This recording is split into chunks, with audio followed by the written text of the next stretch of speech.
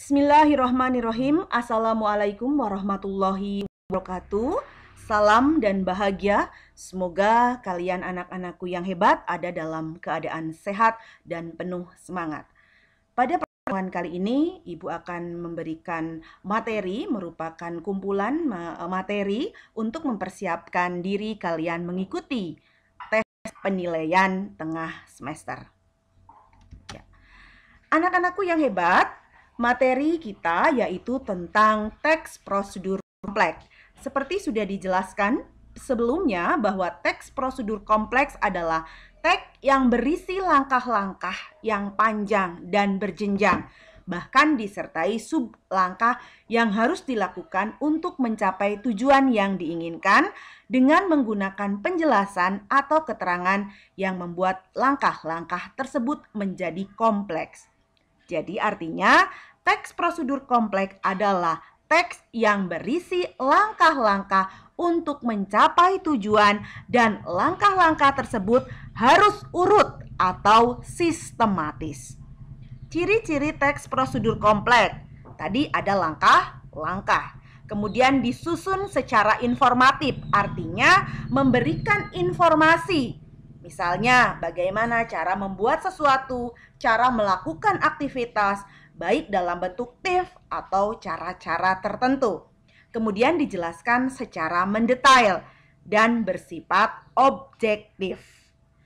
Langkah berkelanjutan dengan penjelasan digunakannya syarat atau pilihan. Misalnya dalam membuat suatu KTP, maka syaratnya seseorang tersebut juga harus memiliki KK terlebih dahulu, misalnya seperti itu. Atau seseorang ingin mempunyai SIM, maka setidaknya dia harus berumur minimal 17 tahun. Kemudian selanjutnya bersifat universal atau bersifat umum. Selanjutnya juga bersifat aktual. Aktual artinya terkini, biasanya hal-hal yang baru, yang jarang mungkin diketahui oleh orang lain.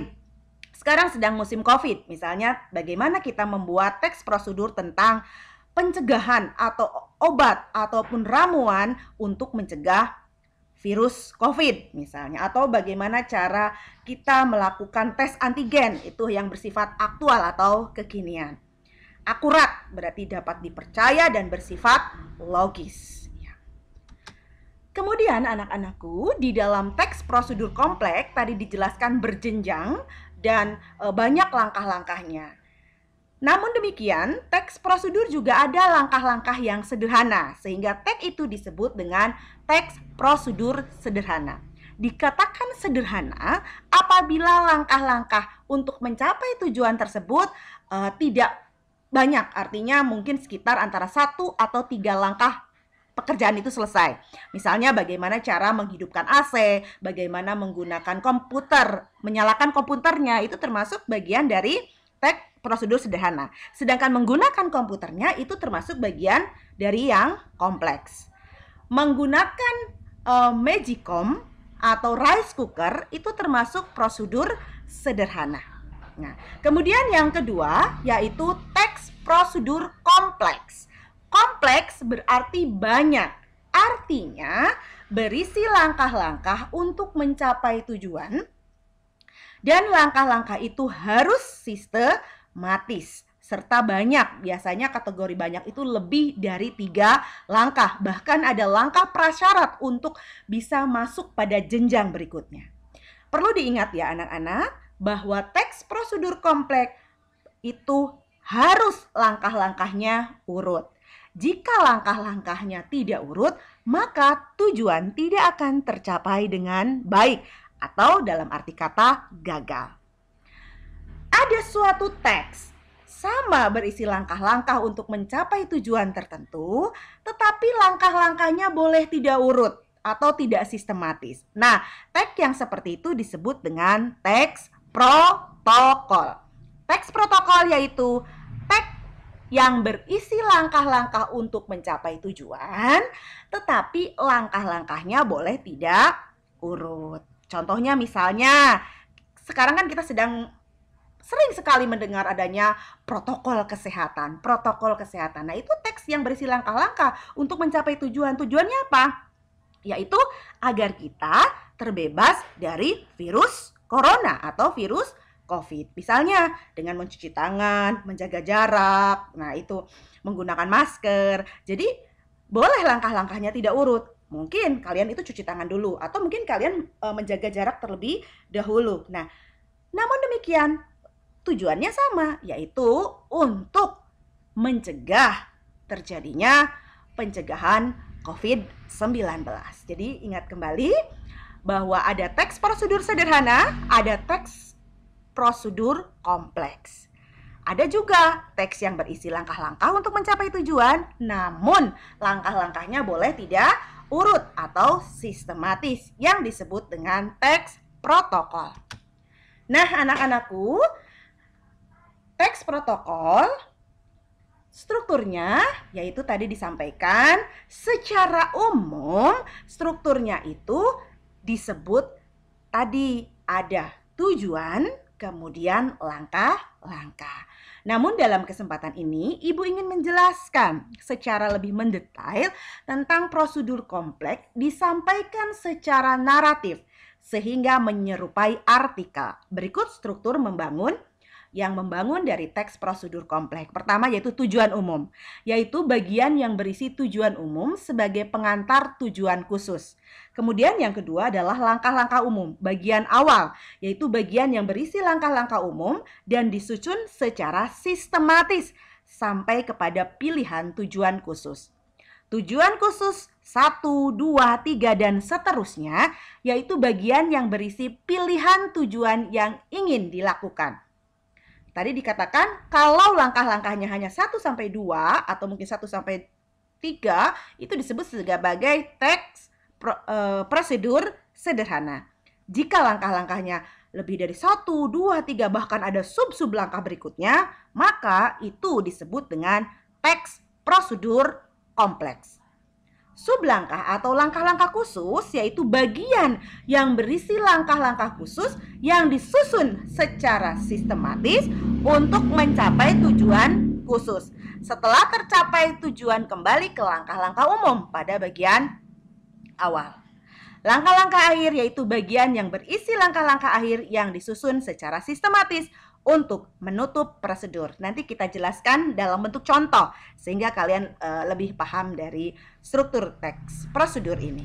Nah, ingat ya anak-anak, teks prosedur itu struktur utamanya yaitu yang disebut dengan tulang. Yaitu apa? Tulang, tujuan, langkah-langkah. Jadi kalau ada pertanyaan, teks prosedur kompleks adalah teks yang berisi langkah-langkah untuk mencapai tujuan. Dengan strukturnya bagaimana? Tujuan terlebih dahulu, baru langkah-langkah. Ada yang bertanya kepada saya, Bu, apakah ada material? Iya, dalam teks prosedur kompleks juga ada material, bahan, atau alat. Namun, tidak semua teks prosedur menggunakan bahan atau material. Nanti kita bahas ya, yang seperti apa yang menggunakan material dan yang seperti apa yang tidak menggunakan bahan, material, atau alat. Ingat kembali jika ada soal atau ada pertanyaan bahwa struktur teks prosedur adalah tujuan diikuti oleh langkah-langkah. Sehingga kata kuncinya disebut dengan tulang. Tujuan, langkah-langkah. Oke anak-anak, untuk apa sih kita mempelajari teks prosedur? Tujuan mempelajari teks prosedur bertujuan memberikan penjelasan tentang cara melakukan sesuatu. Kemudian menggunakan dan membuat sesuatu dengan sejelas-jelasnya. Sehingga setidaknya ada 3 jenis nih cara dari teks prosedur itu. Cara melakukan sesuatu. Misalnya kalian ingin mendapatkan beasiswa. Bagaimana cara melakukannya? Cara menggunakan sesuatu. Bagaimana cara menggunakan komputer? Bagaimana cara menggunakan mobil? Bagaimana cara menggunakan mesin? Dan membuat sesuatu. Misalnya membuat donat, membuat NPWP, membuat SIUP, membuat kartu ATM dengan sejelas-jelasnya. Nah, tujuan berikutnya yaitu tujuan komunikatif teks prosedur adalah memberi petunjuk cara melakukan sesuatu melalui serangkaian tindakan atau langkah. Jadi tujuan komunikatifnya adalah memberikan petunjuk cara melakukan sesuatu melalui serangkaian tindakan atau langkah. Kemudian, teks prosedur kompleks memiliki manfaat sebagai berikut. 1. Membantu dalam menggunakan suatu alat secara benar tanpa membahayakan diri pengguna dan tanpa merusak alat itu sendiri. Jadi misalnya kita membeli sesuatu itu kan suka ada bukunya, buku panduannya. Nah, itu salah satu dari teks prosedur. Kemudian membantu dalam melakukan cara-cara atau aktivitas tertentu dan kebiasaan hidup. Misalnya cara hidup sehat, cara membuat suatu ramuan dan lain sebagainya itu. Itu yang disebut dengan aktivitas tertentu. Ya.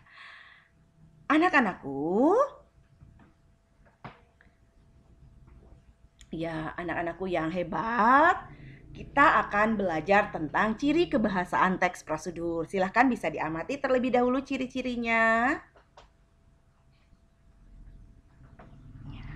Di layar kalian sudah ada ya ciri kebahasaan teks prosedur, yaitu pertama adalah partisipan manusia. Partisipan pada teks prosedur kompleks adalah partisipan manusia. Ini bisa dilihat di sini. Partisipan dapat meliputi pronomina persona. Pronomina artinya adalah kata ganti. Persona berarti kata ganti orang. Persona ketiga tunggal, yakni ketika kalian melihat teks prosedur ada kata nya. Nah, itu termasuk persona ketiga tunggal, yaitu pronomina persona ketiga tunggal atau kata ganti orang ketiga tunggal. Nah, katanya yaitu nya. Dan pronomina persona orang kedua tunggal, yakni Anda, kamu. Contoh, kartu ATM adalah salah satu fasilitas penting bagi nasabah sebuah bank. Kemudian, setelah memasuki ruang mesin ATM, masukkan kartu ATM Anda. Nah, di sini kata gantinya ada apa? Ada nasabah. Nah, ini partisipannya nasabah dan ada kata Anda. Kemudian yang kedua yaitu verba material. Verba material adalah verba yang mengacu pada tindakan fisik. Verba material merupakan verba berimbuhan yang dibentuk dari nomina. Nah, contohnya, jika pengendara melakukan pelanggaran, tentu pihak berwajib akan menilangnya. Berarti di sini adalah tindakan fisiknya adalah melakukan pelanggaran. Nah, orang yang melanggar akan mendapatkan atau ditilang oleh pihak yang berwajib. Ini adalah verba material. Jadi verba material adalah melakukan sesuatu atau tindakan fisik. Memukul, mencuci, nah itu, memasak, itu yang disebut dengan verba material. Verba material tadi disampaikan, jadi verba adalah verba yang mengacu kepada tindakan fisik. Contoh-contohnya tadi misalnya, jika pengendara melakukan pelanggaran, tentu pihak berwajib akan menilangnya. Kemudian buatlah kopi dengan menambahkan 2 sendok penuh gula pasir dan kopi siap untuk diminum. Nah, Ibu akan lebih menjelaskan lagi tentang berikut daftar verba material. Nah, itu verba-verba material ya. Jadi, verba material itu verba yang mengandung kata-kata tindakan. Seperti memasak, mencuci. Nah, itu tindakan-tindakan yang kita lakukan, itu verba material. Ya, kita ambil contoh di sini tentang cara dilihat dari struktur ya. Kita ambil contoh-contohnya. Misalnya, cara cek sertifikat vaksin. Nah, tadi dikatakan bahwa aktual. Jadi ketika kita membuat suatu teks prosedur, upayakan teksnya itu yang bersifat aktual atau kekinian dengan harapan dapat bermanfaat menjadi sebuah informasi bagi audien atau bagi pemirsa atau bagi orang lain. Nah, kalau dilihat, mari kita cermati. Di sini di depan kalian ada cara cek sertifikat vaksin dengan NIK mudah dan cepat.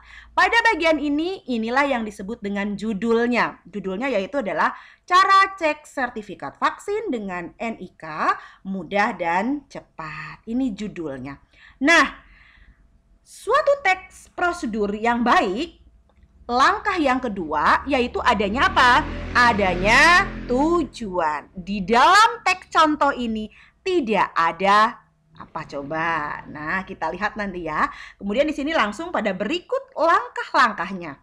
Buka situs, kemudian isi nama, centang kolom. Inilah yang disebut dengan langkah-langkah.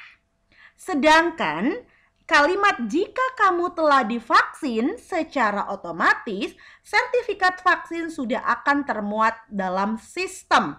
Namun jika belum, kamu bisa menunggu antara 7 sampai 10 hari setelah divaksin. Nah, berdasarkan teks prosedur di atas, bagian apa yang tidak terdapat dalam teks tersebut? Coba kita amati.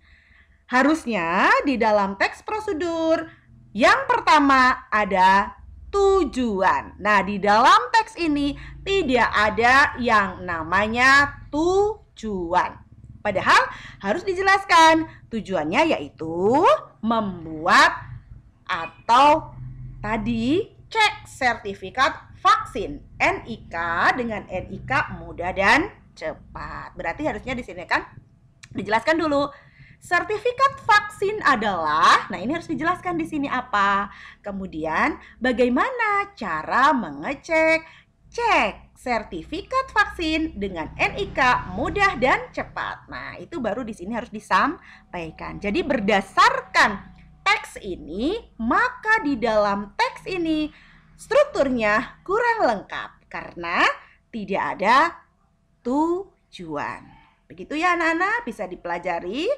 Jadi ketika nanti ada pertanyaan atau soal mengenai struktur, maka kita harus ingat struktur teks prosedur yaitu tulang, tujuan, langkah-langkah. Kemudian ada juga yang menambahkan dengan penegasan ulang. Ya, jadi secara umum bahwa teks prosedur berisi tujuan, kemudian dia bawahnya adalah langkah-langkah.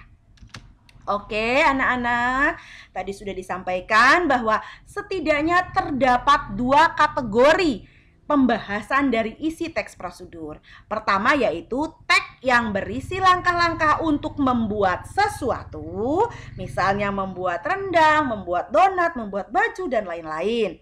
Dan teks yang berisi cara-cara melakukan suatu aktivitas. Gitu ya, melamar pekerjaan, memperoleh beasiswa, menggunakan komputer, memperbaiki sertifikat vaksin COVID-19 yang salah, itu yang disebut dengan melakukan aktivitas. Biasanya di dalam teks yang berisi membuat sesuatu, di situ diperlukan alat dan bahan. Gitu. Kalau di dalam suatu aktivitas biasanya diperlukan syarat, begitu ya. Nah, anak-anak, artinya kalau alat dan bahan itu ketika diolah maka akan menghasilkan sesuatu hal yang baru. Sedangkan syarat tidak akan berubah. Misalnya dalam membuat KTP maka memerlukan foto, memerlukan misalnya lagi KK misalnya itu atau surat nikah. Nah, itu tidak akan berubah. Tetapi itu yang disebut dengan syarat. Jadi sebagai perlengkapan. Tidak akan jadi sebuah KTP tanpa adanya KK terlebih dahulu atau surat nikah terlebih dahulu. Itu yang disebut dengan tag yang berisi cara-cara melakukan suatu aktivitas. Terima kasih anak-anak. Semoga kalian dalam melaksanakan PTS ini dimudahkan. Mohon maaf atas segala kekurangan. Terus semangat belajar untuk meraih prestasi. Billahi taufik wal hidayah. Wassalamualaikum warahmatullahi wabarakatuh.